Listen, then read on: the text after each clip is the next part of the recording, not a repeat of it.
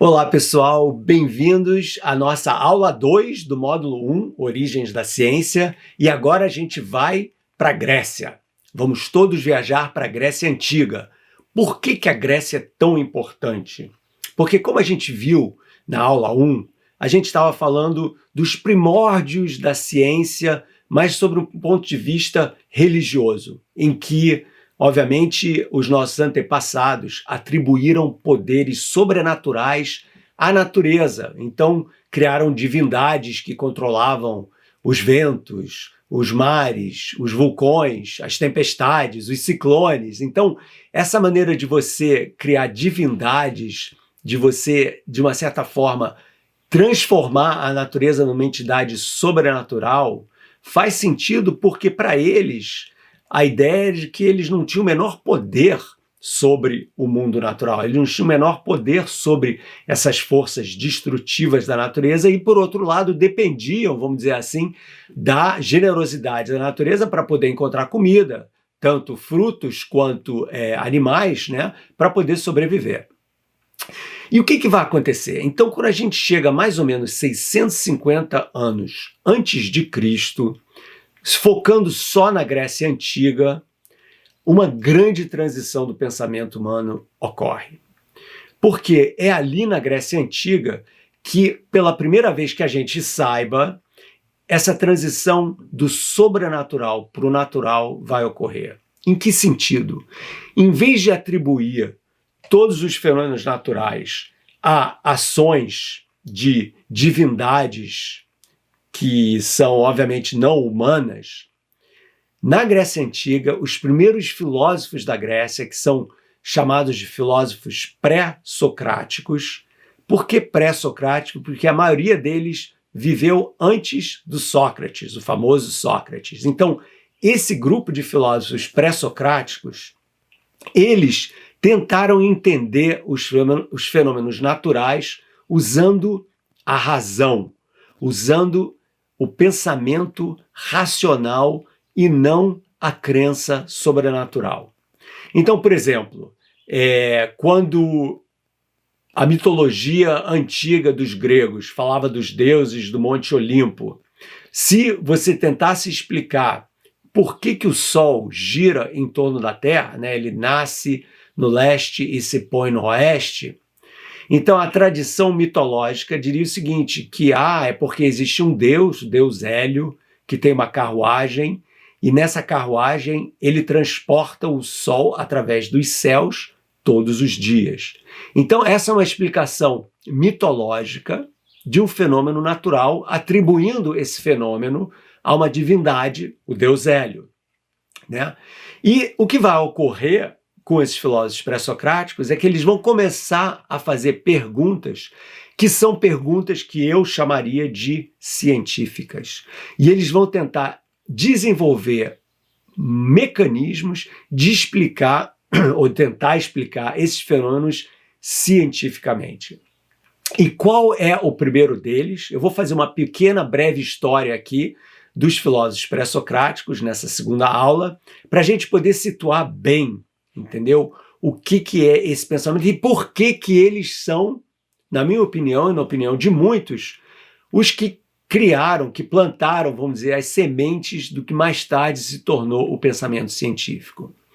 Então, segundo Aristóteles, isso é importante a gente entender que Aristóteles viveu uns 300 anos depois dessa turma pré-socrática e não existem praticamente nenhum documentos atribuídos diretamente a esses filósofos pré-socráticos. O que existem são tradições orais, são lembranças, são documentos que foram escritos a partir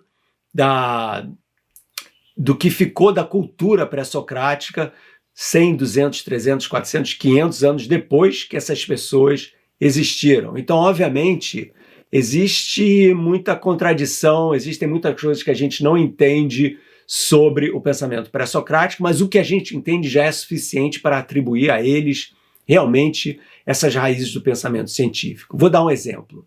O primeiro desses filósofos pré-socráticos, segundo Aristóteles, era um sujeito que vocês já devem ter ouvido falar, chamado Tales.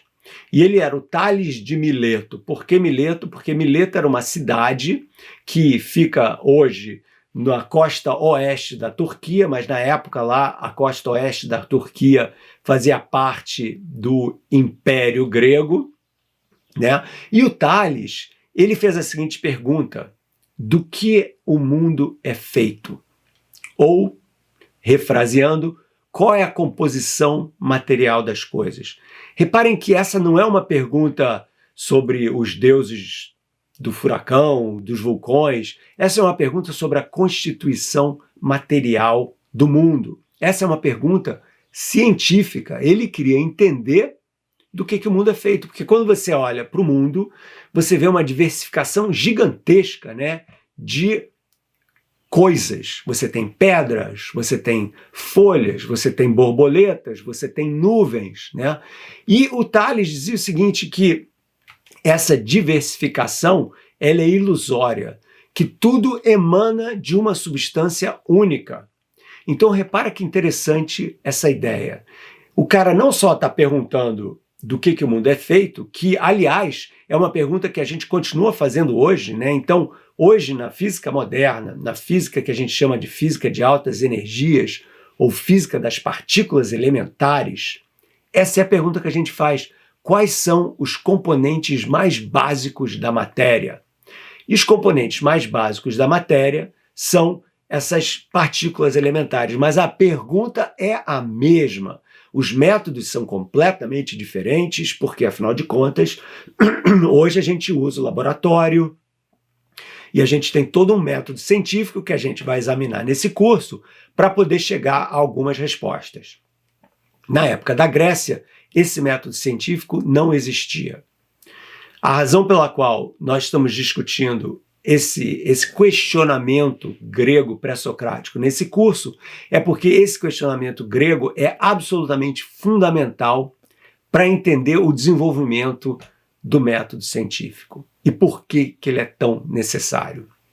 Na época, os pré-socráticos estavam interessados em uma explicação unificada das coisas, que é uma coisa muito importante, repara só isso, né? Eles estavam interessados, quando eles falam qual é a composição material das coisas, eles podiam atribuir vários elementos diferentes, mas o Tales não. O Tales, sabe qual é a resposta do Tales? O Tales falou, tudo é água. Você fala, como assim tudo é água? Pedra, folha, borboleta. Então, para ele, a água era uma metáfora para a natureza, porque para ele a natureza estava sempre em transformação. Então, a escola que o Tales funda da filosofia grega pré-socrática, que é chamada de escola iônica, ela é uma escola que não tem nada a ver com íon de eletricidade. Iônia era a região do Império Grego onde eles existiam, onde Miletos fazia parte. Essa escola iônica dizia que tudo na natureza está em fluxo, tudo está sempre em transformação. Isso é muito importante porque a água passa a ser uma metáfora, porque se você parar para pensar, a água é absolutamente essencial para a vida, né? Nós hoje sabemos que nós somos em torno de 70% de água, né? E sem água a gente não sobrevive, e a água se transforma. A água vai de sólido, de gelo, para líquido, para gasosa, dependendo da temperatura. O ciclo da água é absolutamente fundamental na natureza, né? Então você tem a água nos oceanos, nos lagos, nos rios, ela evapora, vai para o céu, se transforma em nuvens a altitudes maiores, condensa em chuva, volta. Então esse ciclo da água é fundamental. Então essa natureza da transformação da água era uma espécie de metáfora para a natureza como um todo. E daí que o Tales falou isso. Então, não só ele fez essa primeira pergunta do que tudo é feito, que é uma pergunta essencialmente científica, como ele tentou responder de uma forma unificada. A diferença fundamental entre o que o Tales e os seus discípulos vão fazer e os cientistas mais modernos é que, na Grécia, não existia a metodologia científica, não existiam experimentos. As pessoas conversavam sobre as suas hipóteses e discutiam a validade dessas hipóteses no que se chama hoje em dia de dialética, que aliás é uma palavra grega, que também veio da época socrática. Então a dialética é a arte da discussão, vamos dizer assim. Então você senta com uma pessoa e fala, eu acho que tudo é água. Aí a pessoa vai falar, mas por que você acha que tudo é água? Então você apresenta os seus argumentos e baseadas na razão, na argumentação racional, você tenta encontrar inconsistências ou erros no argumento da pessoa. E através dessa arte da dialética, você cria o quê? Você cria conhecimento. Então, sempre que alguém propõe para você alguma ideia nova, você deveria usar os instrumentos da dialética para poder julgar o valor dessa ideia. Então você começa a pensar, ok, essa é a ideia. Essa ideia está certa ou está errada? Será que eu posso pensar em algum contra-exemplo para essa ideia? Será que existe algum momento em que essa ideia pode estar errada? Então, eu dou exemplo disso no decorrer do curso, alguns exemplos disso no decorrer do curso, né?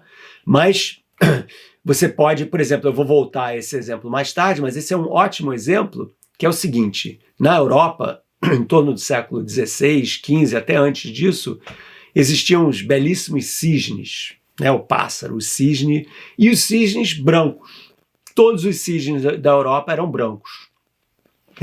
Então, você pode fazer uma asserção e dizer que, porque eu vejo que os cisnes são brancos, eu posso generalizar isso para dizer que todos os cisnes são brancos. Ok? Isso daí é o que a gente vai ver mais tarde, chamado de método indutivo. Você observa certas coisas e então faz uma generalização baseada nessas suas observações que são necessariamente incompletas, até encontrar um contra-exemplo. Então, eventualmente, o que aconteceu? Os europeus chegaram na Austrália e viram que na Austrália existiam cisnes negros. Então, aquela generalização que todos os cisnes são brancos estava errada, ok? Então você tem que ampliar o seu leque de hipóteses para dizer que existem cisnes negros e cisnes brancos. E assim você então ganha conhecimento. Então esse método é extremamente importante e ele vem da dialética. A origem fundamental do método indutivo, como a gente vai ver mais tarde, é na dialética grega, ou seja, você provar ou tentar provar alguma asserção e a pessoa com quem você está se relacionando tentar contradizer a sua asserção com contra-exemplos ou com inconsistências na linha do seu pensamento. Ok? E o interessante é que dentro dessa escola pré-socrática que eu mencionei aí do Tales, né, os discípulos já vão começar, obviamente, a contrariar o mestre. Então, por exemplo, o primeiro discípulo famoso do Tales, o chamado Anaxímenes, ele vai dizer o seguinte, que não, esse negócio de água é muito concreto, que existe uma substância totalmente abstrata no universo, no cosmos, né, chamada de o sem fronteiras, o ilimitado. Não tinha nenhum nome exato, né? O ilimitado é a melhor coisa, mas esse ilimitado era material. Tudo vinha desse limitado e tudo voltava para esse limitado. Então repara, mais uma vez, a ideia do fluxo, da transformação em todas as coisas. Então, dentro da visão de mundo desses pré-socráticos da escola iônica, o Tales, o Anaxímenes, a natureza era um processo, sempre um processo, e um processo em fluxo de transformações materiais. E se para o Tales essas transformações brotavam, vamos dizer assim, da água, para o Anaxímenes, que era um cara mais abstrato, essas transformações vinham de matéria que surgia desse ilimitado e voltava para esse limitado, como se você tivesse uma substância que permeasse todo o espaço e tudo vinha dessa substância e tudo voltava para essa substância, né? Então essa que é a ideia do Anaxímenes. Mais uma coisa interessantíssima do Anaxímenes, que é muito, muito importante e que mostra a transição fundamental entre as explicações mitológicas e as explicações protocientíficas, ou seja, um pouco antes da ciência, é que lembra que eu mencionei a ideia que, para a mitologia grega, o Sol viajava pelos céus por causa da carruagem do deus Hélio. Pois é, sabe o que o Anaxímenes vai dizer? O Anaxímenes diz o seguinte: não tem deus Hélio nenhum. O que existe é um mecanismo em que a Terra, na época ainda existia, a Terra ainda era considerada o centro do universo, como vocês sabem. A Terra era o centro e a Terra era circundada por várias rodas. Na época eram as rodas das bigas, né, dos instrumentos dos carros que eles tinham puxados a cavalo, né, as carroças puxadas a cavalo, né? Mas a ideia é a seguinte: imagina que uma roda de bicicleta. Então a gente fala, uma roda de bicicleta tem um centro, que seria onde a Terra está, né? E você tem, então, a roda em si, que está cheia de ar, né? Então imagina que você pega o centro da roda da bicicleta e gira. Então a roda vai girar, né, em torno do centro. Para o Anaxímenes, as rodas cósmicas não tinham ar, elas tinham fogo. Então eram rodas cheias de fogo que giravam em torno da Terra. Só que, olha a sacada do cara, só que a roda do Sol tinha um buraco e desse buraco escapava o fogo. E o Sol nada mais é do que a luz que emana desse buraco à medida em que essa roda gira. Então a ideia do Anaxímenes é que não existia uma força sobrenatural explicando o movimento do Sol nos céus, mas existia um mecanismo. E esse modelo mecânico para explicar a rotação do Sol é, pelo que nós sabemos, o primeiro modelo mecânico do universo.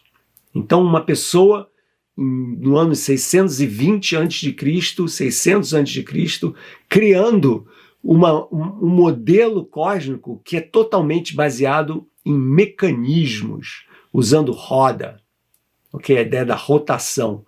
E ele ia mais além também. A Lua também era uma outra roda, as estrelas na abóbada celeste eram rodas também. Então o universo, essencialmente, era uma espécie de cebola concêntrica com essas rodas girando, cada uma delas com seus buracos, e os objetos celestes que a gente via eram objetos que vinham desse fogo ou dessa luz que emanava desses buracos, ok? Esse é o Anaxímenes.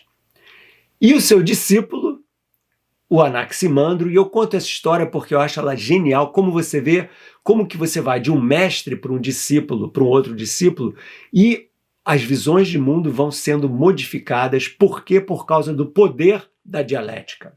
Exemplo, o Anaxímenes então falou que o Sol era essa roda, né, girando, né, o buraco que a gente via com fogo saindo, né?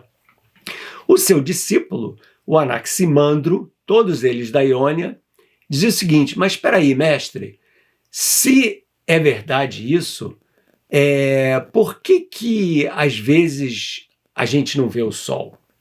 Por que às vezes tem eclipse? O eclipse solar é um fenômeno natural, né? Então, o Anaxímenes fala, não, é porque o que acontece é que o ar é muito rarefeito, a gente não vê tudo. Porque o Anaximandro fala, mas espera aí, se tem uma roda girando, cadê a roda? A gente só vê o fogo? Meio estranho isso, né? E o Anaxímenes diz, pois é, que não dá para ver a roda, ela é meio, tem muito gás, muitas nuvens no cosmos, a gente não vê. E o Anaximandro falou, essa história, me desculpa, mas não está colando. Eu tenho uma proposta nova. Reparem novamente o poder desse método dialético de você duvidar de uma asserção e propor uma outra que tenta explicar ou tenta sobrepor as fraquezas desse argumento anterior. Então o Anaximandro diz o seguinte, não é uma roda, são esferas cristalinas transparentes. E o que acontece? Como elas são transparentes, a gente não vê. E o Sol está grudado nessa esfera, a Lua está grudado na sua esfera. Então você tem a Lua, o Sol, os planetas, as estrelas, cada um tem a sua esfera cristalina, e à medida em que essa esfera cristalina vai girando, a gente vai vendo o Sol se mexendo no céu. A gente vai vendo a Lua se mexendo no céu. A gente vai vendo as estrelas, os planetas. Então, o Anaximandro usa essa metodologia para criar um argumento melhor, mais poderoso, para justificar mecanicamente como os objetos celestes se movimentam nos céus. E essa é a raiz do método científico. Se você parar para pensar, você está criando uma explicação, uma narrativa que é melhor do que a anterior. E essa é a ideia. A grande diferença, que é fundamental, e eu vou voltar a isso muitas vezes durante o nosso curso, é que você não pode, na Grécia Antiga, fazer experiências. Eles não tinham essa ideia do que a gente chama de validação empírica. O que quer dizer isso, né? O empiricismo é a ideia de você ver para crer, né? De você fazer uma experiência e poder confirmar ou não o que está acontecendo. Então a gente vê nessa relação entre o Anaxímenes e o Anaximandro o poder do raciocínio, né? Então, o cara apresenta um argumento, o Anaxímenes, que é muito belo e sensacional e incrivelmente revolucionário, né? De você atribuir um fenômeno natural a um mecanismo e não a um Deus. E o discípulo dele diz o seguinte: bom, esse teu mecanismo é muito bom, mas não é perfeito, dá para fazer melhor. Então, em vez de você ter uma roda que a gente não vê, olha a importância de você atribuir realidade à percepção que você vê do mundo através dos sentidos. E aí, para o que você não vê, uma esfera cristalina, perfeita, transparente. E olha só, o poder dessa ideia do Anaximandro é tão gigantesco que vocês sabem quanto tempo todo mundo, todos os astrônomos vão acreditar na existência das esferas cristalinas? Desde 600 a.C. até o final de 1500. Ou seja, 2100 anos as pessoas acreditavam na existência das esferas cristalinas. Essa é uma das ideias com maior longevidade que a gente tem na história da ciência, né? E só em 1577 o astrônomo Tycho Brahe vai acabar com essa ideia. Então reparem o poder de uma boa ideia. Mesmo que ela esteja errada, como ela era a melhor ideia, ela foi a que sobreviveu durante o maior tempo, né? Isso é muito, muito importante. Bom, então, depois dessa escola iônica, existiam outras escolas. Eu vou falar só de uma delas, porque quem tiver interesse nisso, obviamente, pode sempre ir lá para entender melhor todas as diferentes escolas de pensamento grego, basta visitar lá o meu Física para Poetas no YouTube. Mas, no nosso curso, o importante é a metodologia científica, né? E é importante a gente mencionar o seguinte: dado que essa escola, a escola dos iônicos, acreditava que a natureza era um processo, era uma transformação em fluxo constante. Inclusive, um dos filósofos pré-socráticos mais famosos dessa escola, chamado Heráclito, ele é famoso por ter dito algo como, não é exatamente isso, lembra que eu falei que a gente não tinha todos os manuscritos dessas pessoas, a gente tem pequenos fragmentos, mas o Heráclito falou algo do tipo que é meio famoso, que é: você nunca pode pisar no mesmo rio duas vezes. Por que ele dizia isso? Porque quando você for pisar pela segunda vez, o rio que está sempre fluindo não vai ser o mesmo e você não vai ser o mesmo. Então a ideia de que não existe a repetição das coisas, né? A ideia de que tudo está em transformação, a noção do tempo que passa e que você faz parte dessa passagem do tempo. Então esses caras, 2100 anos atrás, não, 2000, por aí, estavam já 2500, 2600 anos atrás, estavam já pensando nas mesmas coisas que a gente está pensando hoje, moçada, entendeu? E a escola que vai, então, contrapor essa ideia do que está tudo em fluxo é a escola de Parmênides, que morava lá em Eleia, no sul da Itália, que vai dizer o oposto, que vai dizer: não, esse negócio de que tudo está em transformação não é bom. O que a gente quer é que as coisas que sejam verdadeiras, o que é essencial nas coisas, não mudem. Então, em vez de focar a atenção nas transformações, vamos focar a nossa atenção no que é permanente, no que é eterno. E essa é a noção do ser, né? Da ideia da permanência em vez da impermanência lá da visão dos iônicos, né? Que tudo está em fluxo, a ideia da permanência. O que é não pode se transformar, porque se transformar, vai virar o que não é. Né? Quando você vira alguma outra coisa, você já não é mais aquilo que você era, e, portanto, a essência das coisas não pode se transformar, a essência das coisas tem que ser eterna, e essa é a ideia do Parmênides. E um dos discípulos do Parmênides, o Zeno, vai criar um monte de paradoxos para poder justificar esse pensamento do Parmênides, são os paradoxos do Zeno, justamente usando a força, mais uma vez, da dialética. A ideia de que eu vou tentar provar que esses caras da Iônia, os caras que acreditavam em transformação, em fluxo, estão errados. Então eu vou criar alguma maneira, algum argumento para destruir o pensamento deles. Então o Zeno, por exemplo, é o cara que bolou a história da corrida entre o Aquiles e a tartaruga. Né?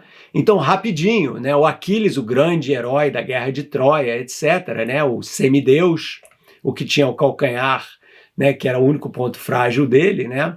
Super veloz, apostando uma corrida com a tartaruga. Só que o Aquiles, porque ele era bonzinho, né? Ele sabia que era mais rápido, né?